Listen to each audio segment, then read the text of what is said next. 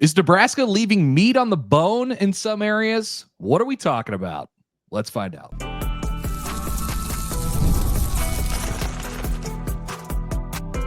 You are Locked On Nebraska, your daily Nebraska Cornhuskers podcast, part of the Locked On Podcast Network, your team every day. Good morning, and thanks for making Locked On Nebraska your first listen every day. We are free and available wherever you get your podcasts and on YouTube, part of the Locked On Podcast Network, your team every day.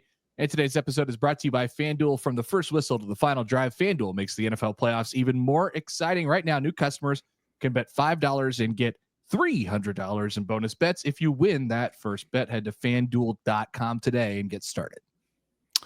Okay, welcome to everyone. It is Friday, January 17th. I am Mitch Sherman from The Athletic. Connor Happer of 1620 The Zone is with me. We've got mailbag questions today. I thought an extra dose of intelligence from our readers. Really liked some of the suggestions and questions that we got in the mailbag today. So we're going to get to all of that coming up. Yes, congratulations, as Connor is clapping. Nice job to by you. all of you for really doing a nice job coming through here in what is a little bit of a quiet time of the season. Next week, things heat up. Well, they cool off outside, but they're going to heat up in Lincoln inside as Nebraska reports for the start of the spring semester. There'll be a team meeting probably on Sunday night. No school on Monday for MLK Day, and then things get really revved up on Tuesday. Pretty soon we'll be hearing about mat drills. Right now, we're hearing about basketball, and it was a mixed bag for the Nebraska Cornhuskers men and women on Thursday night. The men at PBA saw their 20-game home winning streak come to an end because future NBA first-round picks Ace Bailey and Dylan Harper got loose. I don't know, Connor, if these guys just haven't been doing this all season as Rutgers goes around the Big Ten, because it came in with a 2-4 Big Ten record and looked like a Sweet 16 team to me as I watched from the comfort of my living room on Thursday night. Nebraska played all right, played pretty well. I mean, The Huskers were hitting shots, doing good things offensively. I wouldn't even say Nebraska was lax on defense. It was that those two freshmen, Bailey and Harper, were making shots all night long. Both finished with north of 20 points. Yeah, those guys have been doing it. It's just been kind of inconsistent. And so when they're both going on the same night, that's going to be a hard team to beat with their length and athleticism and the ability to score the basketball with those two guys. So, and Nebraska got all of it. Like you said, I didn't think coming out of the game that it was anything in particular that Nebraska didn't do. I just thought Rutgers beat them. I just thought Rutgers was a little bit better. And there's always stuff that you could pull out. Fred Hoiberg after the game talked about, toughness and finishing possessions. And I think there's also like this kind of like competitive stamina, just got to stay in the fight, keep kind of punching away, plugging away at whatever is going up against you. So there's a little bit of that with this team, but it's been 3 losses in a row for Nebraska basketball. And there's 3 kind of vastly different, results, but they all resulted in a loss. Yeah, they really needed that one at Iowa now, looking back and what has happened since then in the 2 games. So they go to Maryland on Sunday and then have USC coming in next week, which is arguably a more difficult game than Rutgers. I don't know, maybe not if Rutgers is going to get that from the 2 freshmen, but USC just won at Illinois, and then Nebraska goes to Wisconsin on next Sunday. So gut check time for Fred Hoiberg's team for sure. Meanwhile, in Iowa City, the Nebraska women, with 2 of their top players out for the year and Alexis Markowski on the bench, fouled out in overtime, came back to beat Iowa 87-84. We just talked about Ace Bailey and Dylan Harper. How about Britt Prince, the Nebraska star freshman out of Elkhorn North? She went for 22 last night. Britt is really settling into this role. What I think a lot of Nebraskans saw from her during a dominant high school career. She's starting to look like that player in a Nebraska uniform, hit a massive step back three late in regulation to close a sizable gap that Nebraska faced there at the end of the fourth quarter, and then hit 2 free throws with 2 seconds left in regulation that Nebraska needed to force overtime. So that was cool to see. And Nebraska wins at Iowa for the first time in quite a while. Yeah, she's and it's halfway through the season now, so it's really just built seemingly game by game. Watching them this year for Britt Prince, like just better, more comfortable every night. She has no like emotion when she like that in high school too. And yeah, absolutely. And it's not like purposeful in the sense that like I'm putting on an act or I'm putting on a show or something like that. No. Like that is just her DNA. That's just how she is. She just, it's sort of one thing at a time for her, and that'll serve, I think, the Nebraska women's team well. I mean, she's gonna be really, really good. She's heading toward a all Big Ten freshman campaign for sure. So go see Connor and Britt Prince and the Nebraska women at Pinnacle Bank Arena here as we got Monday and Sunday next week. Monday, Sunday, Wisconsin, and then the Pac PBA game against Ohio State next Sunday. Okay. All right. Let's get to the mailbag.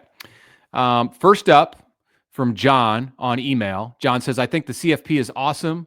What do you think of this idea to expand the playoff to 16 teams? And I would not have included this question if I didn't really like John's idea. I was skeptical at first. You see all kinds of things, but listen to this. So 16 teams, John says the SEC and Big Ten are guaranteed 5 teams each. You eliminate conference championship games for the 2 main leagues, the SEC and the Big Ten. And instead of playing the conference championship games on that conference championship weekend, they play a pair of play-in games. So teams 1, 2, and 3 from the Big Ten and SEC, automatic entries into the CFP, and then 4 play 7 and 5 play 6 for the final 2 spots from each of those leagues. Mm-hmm. No intra-conference games, if at all possible, in the round of 16. The remaining 6 spots after the 10 from the Big Ten and SEC go to the Big 12 and ACC champs, and then 4 at-larges not from the SEC and Big Ten. I mean, you can go more into detail and like where are the games played? Are they on campus sites? I think they should be all the way to the semifinals. That's just my 2 cents, but I kind of like John's idea. Yeah. I know that it's, college football is weighted toward the SEC and the Big Ten because that's where all the brands are and that's who has the biggest TV deals. But like, I generally don't like the idea of earmarking 60% of the 70% of the spots for 2 conferences. It's a lot. It's kind of crazy to me, but I don't know. Like that just seems odd, but maybe I just need to get over that. 62%. Yeah, I wonder. So, who was the Big Ten's 5th team in Big Ten standings in 2024? I mean, that's the other thing. So you got tiebreakers that'll just be a mess in that scenario. That's true. So Oregon, Indiana, Penn State would have been automatic entries, and then you would have had Ohio State playing Minnesota. No, Ohio State playing Michigan in a play-in game during championship week. Yeah, I don't know. Actually, it might have been Minnesota with the tiebreaker because I think Minnesota beat Michigan. So Ohio State, Minnesota, Michigan escaped that game. Michigan won that game. Okay. Yeah. So Ohio State, Michigan. There was that onside kick, and Minnesota got screwed. Yeah.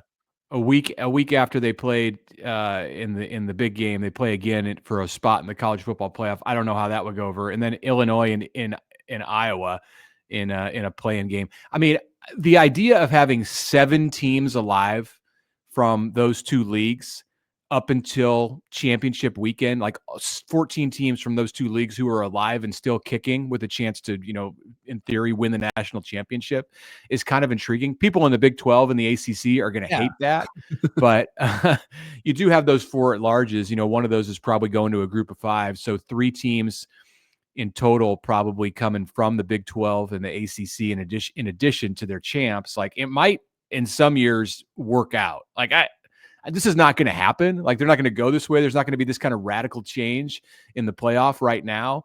But I like the I just kind of like it piqued my interest. I'll say that. I think so. I have two more things on this. First of all, I think generally that we should pick a college football playoff format and stick with it for a little while. That is why?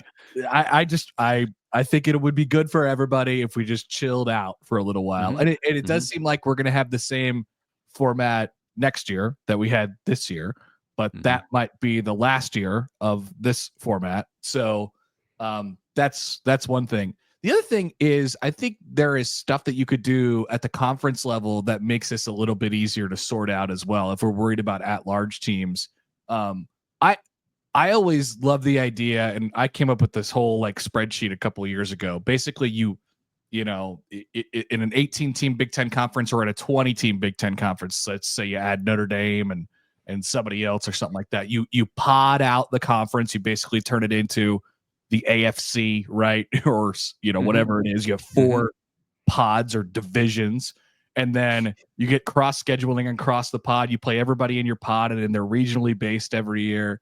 And then at the end, you know, the top 4, the division champions, have a semifinal of the Big Ten. That counts as a conference game. Then you go on from there, and those teams are still eligible for the playoffs as well. So like you can make it a little bit more, I think, equitable from that regard.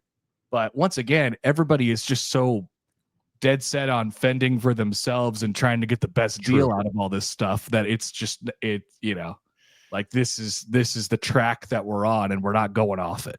This is why we need a commissioner. Yet another reason.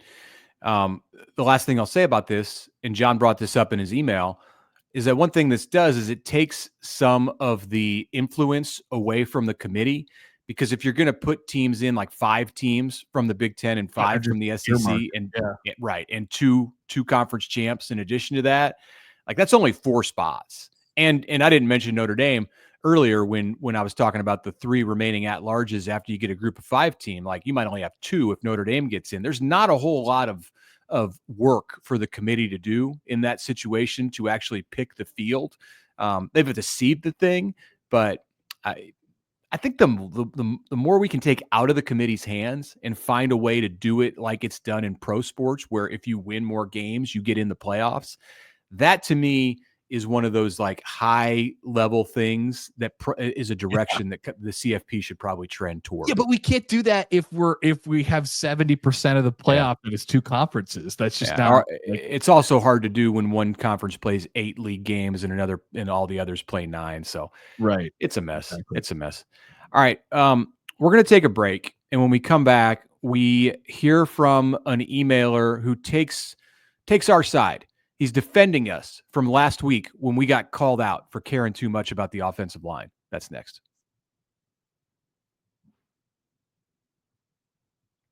All right. In this break, I want to tell you about Prizepicks. Prizepicks is America's #1 daily fantasy sports app with more than 5 million active users. It's the easiest and most exciting way to play daily fantasy sports. All you do is you pick more or less. Those are the key words to know. More or less on a 2 to 6 player stat projection, and then you watch the winnings roll in. Right now, you can win up to 100 times your money on Prizepicks with as few as 4 correct selections. Prizepicks is the only real money daily fantasy sports platform with an injury insurance policy. That's important. So you stay and play even if one of your players gets hurt. What you do is you pick a player, look them up. Maybe it's Patrick Mahomes. Maybe you're looking at Lamar Jackson or Josh Allen this week. There's going to be a number. If it's Lamar Jackson, you're picking his passing yards, 261 yards. You pick more or less. You set your lineup, you sit back, you count your winnings. Download the Prizepicks app today. Use the code LOCKEDONCollege and get $50 instantly when you play $5. That's code LOCKEDONCollege on Prizepicks to get $50 when you play 5. You don't even need to win to receive the $50 bonus. It's guaranteed. Prizepicks. Run your game.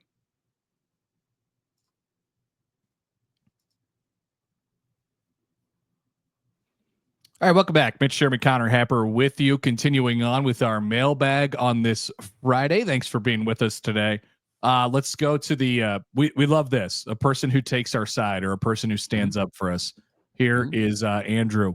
Contrary to a previous mailbag responder, I don't think you talk about the offensive line enough. Jokingly, I think it's offensive. It's offensive that we haven't had a Remington Award winner since our sophomore quarterback's dad won it in 2000. In my opinion, center is the second most important position in football, and the award for best center is named after a Husker. We need to start taking interior lineman development more seriously and go head to head with the top teams in college football. Wow. I don't hear many people talking these days about the lack of interior line development. This is good stuff. You know what's offensive? I think that if you took a poll of like today's Nebraska football fan, especially those who are watching this episode on YouTube, I don't know if they would even realize that the award for the best center in college football is named after a former Nebraska player. What do you, I mean, do people know Dave Remington? I know there's a segment of our audience that definitely knows Dave Remington. And there's a segment of the Nebraska football audience that watched him play and sat in the stands, whatever. But like we're talking about the fan base at large. This is kind of playing center is kind of a lost art. Nebraska used to churn out the best center in the country on almost an annual basis. And I get it. Like I'm sounding old here. You know, I'm living in the 80s. I'm living whatever. But Nebraska can have good centers. There's no reason why it can't. It had a great center in Cam Jurgens a few years ago, who's an All-Pro in the NFL right now, or a Pro Bowler. But think about how good of an athlete Cam was. You know, like he was a tight end, like a 4-star athlete, basically, in a track, an absolute, track menace, track and field menace. Like that dude was an incredible athlete. And so I think the and obviously Dave Remington was an incredible athlete as well. So it's probably a little bit harder than we make it out to be for, I think center and then interior offensive lineman is, if you want to have a really, really good center, that guy's got to be special. Cam Jurgens was pretty special. Cam Jurgens stepping in and taking the place of Jason Kelsey seamlessly is, in Philadelphia has been pretty incredible to watch. Generally, I think Nebraska should have, and they have had success of having guards and interior linemen that are from the Midwest and that they put in their program, and then they kind of churn them out one by one. Like those, Nebraska's had some good players there over the years and some fine players as well. Like, but having a really good center, that guy's got to be really special, and they don't come around very often. They just don't. Like that. I think we should probably include that in the conversation too. Yeah, it's tough to find a great center. Like Linderbaum. Linderbaum is special, at Iowa. Like, of course. And then not the center who replaced him. I don't think. I was just looking this up because I didn't want to be incorrect in pronouncing that. Logan Jones played center for Iowa and was a very, very good center. He went to high school with Thomas Fedoni at Lewis Central in Council Bluffs, and was somebody, if you want to talk about being serious in developing great interior linemen, you can't miss on Logan Jones. Like if you're Nebraska and he's much closer to Lincoln than to Iowa City, you can't let that guy go to Iowa. Like he's somebody that needs to be brought into the program and developed at Nebraska. And while Scott Frost gets all the credit in the world for sniffing out the fact that Cam Jurgens was going to be a great center and had him move positions and go through a try. It was tough. Remember when Cam couldn't snap the ball? You can't miss on Logan Jones. You've got to find him. You've got to get him in your program. If there's somebody out there who has the ability to be an outstanding center, that's what Nebraska just never let happen when it was producing great centers. Dave Remington came from Omaha South. There were others in that lineage of excellent centers at Nebraska who came from the same area. They got Dominic Raiola from Hawaii, so they didn't miss on those guys in a different generation ago, 2 generations ago, and that's I think where the big struggle is today. It's just identifying those players, bringing them in, and of course developing them. Yeah, it's definitely. I don't know, like what you just said there, though, talking about over generations of guys, and there's more, of course, but like I think that's a pretty good illustration of they're not exactly a dime a dozen. Like it's you have to find, identify, and then place them. in the right place. All right, on to the next question. Our dear friend Vince from Wine Country. He says, my honest assessment of Coach Rhule, the good things, CEO qualities, recruiting, motivational skills. His heart is in the right place, but he has shortcomings, X's and O's, game management. Nebraska can't keep leaving meat on the bone if it is to jump another rung in the Big Ten hierarchy. What are your thoughts? Well, first, some breaking news from Vince. According to Vince, Matt Rhule was out in his part of the world this week in wine country on a must have just been a quick getaway with his wife Julie. They stopped by a winery, and Vince had eyes in there and ended up with a signed wine bottle from Matt Rhule. I got a picture of it. I got a picture of it sent to me.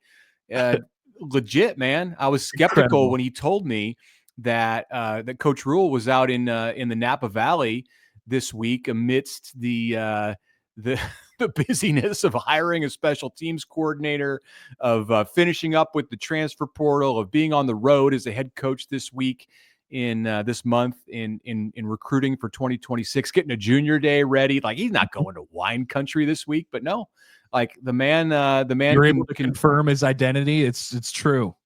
Well, I mean, he's got a signed wine bottle, so unless Vince is pulling my leg on this, there was a quick little getaway. Perhaps perhaps he was doing some recruiting or some work out there. I don't know. He made it back. Had to be, according to the insiders at the winery, had to be back in Lincoln. I believe it was 6 a.m. on Thursday to be in the office. So I'm glad that the Rhules were able to fit that into their schedule. Hey, you got the PJ. You might as well use it, my friend. Good on Matt Rhule. I'm with him. So what do you think about the game management stuff? I mean, this is probably not a conversation that could be easily tackled in like 3 minutes, but yeah, we'll do an episode on this in March. Yeah. We should come back to this.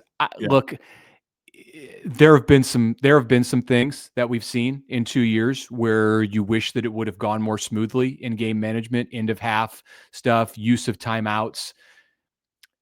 There are not a lot of coaches out there who have this thing mastered. And I think it's really easy from the press box or from your couch to yell out about why aren't you using that timeout, or why did you do that? But when you're down there on the sideline in the headset and you got 20 people talking to you and you're trying to figure out what play is going in and what all is going on around you, it's not as easy as it looks on TV. I will say this. I think Matt Rhule is going to benefit from having Dana Holgorsen. He's already benefiting from that in the game management aspect. And 2, from having Phil Snow, somebody who is around him who can help kind of calm the waters and be a resource for Matt Rhule in games, mainly during the week and preparing for games, so that he has less on his plate and can focus on this game management stuff. Absolutely agree with Vince on the good qualities for Matt Rhule. His ability to be a CEO, what he does in recruiting, where his heart is at in motivating the team, all of that are he's at or near the top in college football. Just quickly on this, I think it's super situational, right? So you grade them based off of like one decision at a time. But I would say in the 2 years, what we have is like we often talk about, or I say this anyway. I like the fact that Matt Rhule is not tied to like a scheme or things that they're doing on offense, and they can kind of be malleable in that way. I wish I knew a little bit more about who they were as far as the push and pull on aggressiveness in this stuff. Like, are you a go for it on 4th down team? Are you it seems like there may be a fake punt team, that kind of thing, but that seems situational. Like, it's weird because it's a situational thing. I just think they're a little too situational at times. Like, what Dan Campbell's going to do on 4th and 3, like, it. And so I wish I knew, and I wish that had a little bit more of a label on it. Great point. All right. We have 3 questions left. We're going to get to those after the break, starting with one about a subject that I normally could not care less about, but I'm going to give it the time of day here. We're talking about alternate uniforms. That's coming up after this. Well, here we go. It is time for the divisional round of the NFL playoffs. And from the first whistle to the final drive of those games this weekend, FanDuel makes it more exciting. Right now, New customers can bet $5 and get $300 in bonus bets if you win that first bet. That's $300. You keep the action going that way. The FanDuel app, it's very easy to navigate. And there's so many bets for you to take a look at as well. I love looking at anytime touchdown scores.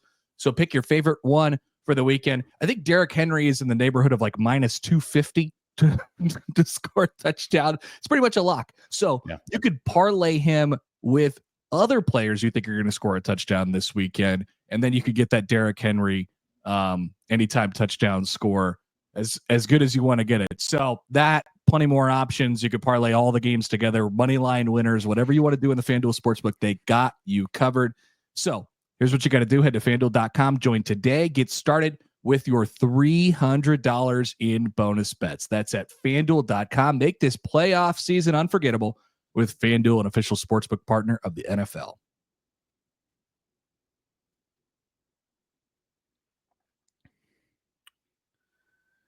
All right, finishing up on a Friday in January with the mailbag. Again, thanks for all of your questions. We go to Nick from Portland on email. He says, thank you for always putting on a good show. I haven't missed an episode this season. Wow. I was fortunate enough to be in the stands during the spring game in 2013 for Jack's TD run. It was emotional. I'll never forget cheering when he ran. It was the cheering. It was just different. He's saying it sounded different, hard to explain. The topic of alternate uniforms is polarizing among us Husker fans. I think if we had an alternate uniform honoring Jack and pediatric brain cancer, that would be one all would be able to get behind. The pediatric brain cancer ribbon color is gray. Some ribbons show a little yellow highlight. According to Nick, I did check this. That's accurate. Gray uniforms with red accents, maybe the ribbon on one side of the helmet, the N on the other. Then after the game, auction all the uniforms to raise money for pediatric brain cancer research and sell the merch of alternate uniforms with proceeds to the same place. That's awesome. That's a fantastic idea. Everything we've known about how Nebraska's wrapped their arms around this thing. I think I would imagine that they're open to something in this arena. A wholesale change of the uniforms in the branding is difficult and has all these other sort of arms to it and stuff like that. I personally, I'm usually more of like if you're going to do something like this, you're going to do like a decal or a patch or something like that, which obviously would be awesome. But hey, maybe the full boat, maybe you rock a different helmet and then you start auctioning those things off. The thing with alternate uniforms is that they've got to be planned really far in advance and working with Adidas and doing that. You get prototypes like I think even like a year in advance. So I don't know on the timing aspect of this, but if it was something that would work out, I think it'd be great. I generally don't even talk to me about alternate uniforms. That's kind of where I'm at. Like just put them out there and play. And as long as I can read the numbers, I'm generally good. But if there's something behind it like this, like the Jack, like you're advancing the Jack Hoffman story and you're doing good for the cause that he and his family have represented. And if you missed our show on Thursday, please go check it out. We talked about the tragic passing this week of Jack Hoffman and his impact on Nebraska football and the state of Nebraska and the characters around him who we got to know more about because of Jack Hoffman, the gift that he gave all Nebraskans. So I'm for it. I'm for it if there's a way to make it happen. And I think the gray would be a cool color for them to go with. Yeah, I agree. Couple more before we get out of here. How about this, Mitch? I know you've been dying to talk about this. So this is from Brian. What is the worst and best bet you've ever heard of as a punishment for losing a fantasy football league? Well, I was like late to the party on this because I was really amused this week when I saw the story going around social media that some fantasy football loser put out about spending 24 hours, or he was supposed to spend 24 hours at a Waffle House, and he got to reduce the amount of time spent there by 1 hour for each waffle that he ate. So he ate 13 waffles and spent 11 hours at the Waffle House. And I I liked it. Generally in my fantasy football league, and I have a rule. It's kind of like, don't talk about fantasy football because the people who you're talking to, unless it's like within your league, they don't care. Nailed on a chalkboard. Right. Yep. Like when I hear I'm sorry if you've done this on your show, but when I hear like the fantasy football expert on and the callers come in and it's like, I've got 4 spots for 3 wide receivers, like We have not done that, and we will turn not the channel. I turn the channel.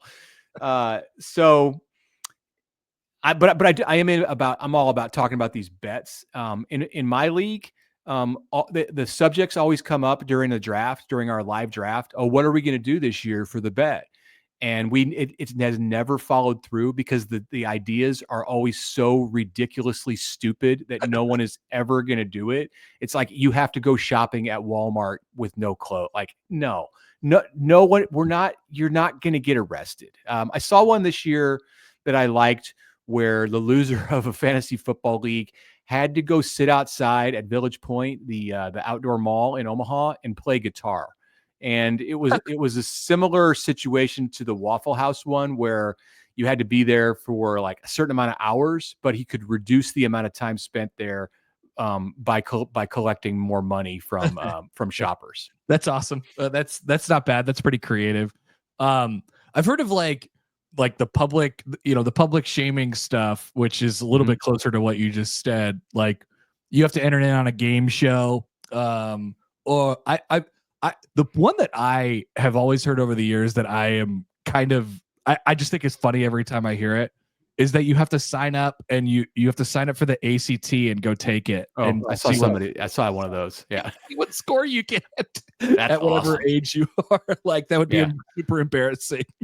Yeah. Going in with the high school kids on a Saturday morning, sitting down, taking the ACT as a 40-year-old. Fantastic. Yeah. That's a great one.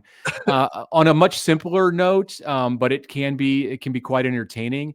I saw one in scouring around. My 14-year-old who plays fantasy football was helping me with this week. He found one. I'm not going to say what happened here as a result of it, but the losing team, the last place team, he had to allow his team to be renamed by the winning team. And it was like a 3-year punishment. Like your team name had to stick for 3 years.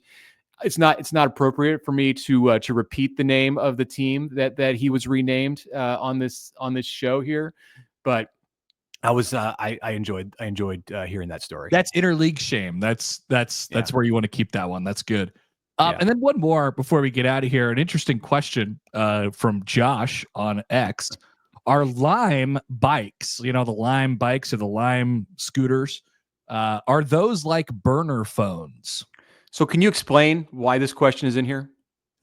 Well, I had a take yesterday on my radio. Well, so first of all, Timothée Chalamet, he went to the premiere of his movie and he took one of those like city bikes, one of those Lime bikes, and then he left it outside. And then he came back outside after he was done with his movie premiere. He's a big time movie star, and he found that he was ticketed by the city, and that was basically a story. And I said, well, how'd they figure out that it was him? And then I sort of, that's when people got angry, I think. Because you suggested that Lime bikes were like burner phones, like that you basically you ride it around and you leave it in places, and then you go into the thing, and then you come back out and you find a different bike. That's a burner phone, right? I mean, a burner phone, I think the intent of having a burner phone is to conceal your identity. Like, so there's nothing that's traceable about you related to the burner phone or expendable, right? You could get as many phones as you want, and you throw them all away. Just like Lime bikes, nobody can trace them back to you. They can be I think the Lime bikes can be traced back to you because they're not free to use. Like, you don't just pick one up and get on it and then throw it in the middle of the street and you're done with it. Like, you have to have an account. You have a form of payment connected to this account. I'm thinking that the police probably have a method if you've not disposed of your bike properly, where they can look up and see who you are, which is probably what did Timothée Chalamet in. I would think so. I would think so. But that was, and every time I ride a Lime scooter or a Lime bike, I put it in a place where it is designated to be put. And I'm just not going to leave it on the side of the street. But Timothée Chalamet had to go. I mean, it was he had to go to his movie. To walk the red carpet. Yeah. to walk the red carpet and meet all the dignitaries and things like that. So this happened. This happened in England. Is that correct? Oh no, I don't even know where I assume it was in New York. Because like Mad Dog Russo was there, and he's been really excited about trying to meet Timothy Chalamet over the last couple weeks. Is he British? No, do I have that wrong? No, I think No. Tim is American. I think he's American. All right, she tells you what I know. I saw him I saw him getting crushed by Nikki Glaser at the Golden Globes. Well, not crushed, but she had some fun with them. New York City, born in New York City. All right, something about his mustache. So it was and enjoyable. The name Chalamet. I mean, yeah. Oh yeah, there was the Adam Sandler thing going on with that too. It was fun. It was a lot of fun. All right.